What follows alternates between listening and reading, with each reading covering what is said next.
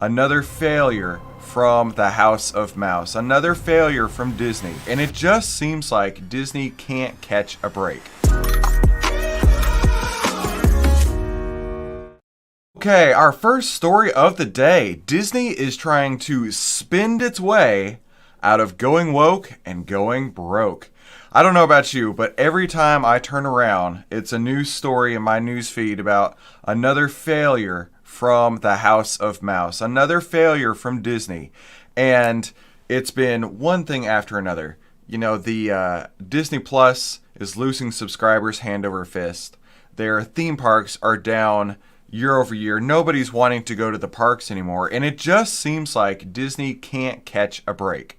But if they're successful with this, maybe they'll spin their way out of a hole.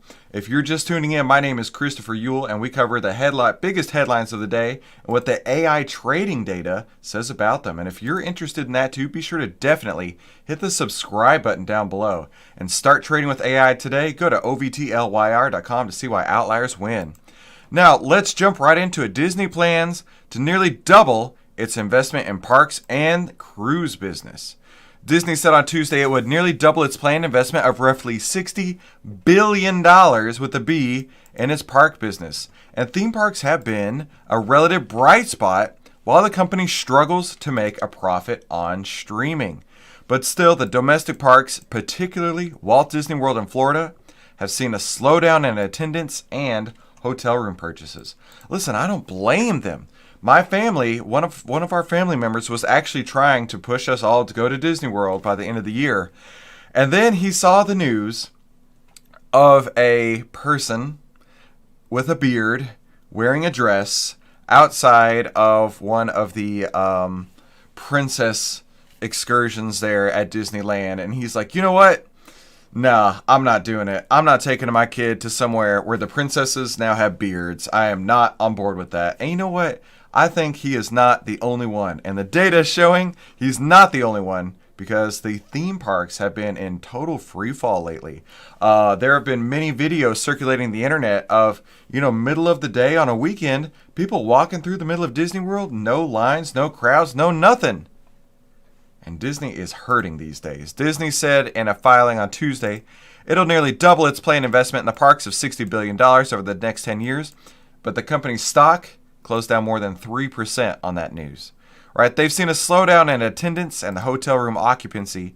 And this all comes shortly after Bob Iger returned as CEO. Disney announced changes to its parks, prompted by complaints from guests with rising ticket prices and longer wait times.